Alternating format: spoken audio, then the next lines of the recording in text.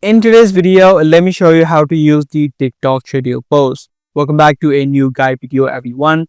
If you're trying to schedule a post inside of TikTok, you cannot do it from the mobile app of TikTok. Either you need the TikTok Studios app on your phone, or you can do it from the website of TikTok.com using your laptop or desktop. Once you're logged in inside of your desktop, you can head over to the upload section, which you'll be able to see on the left hand side, and then just select a video that you're trying to upload.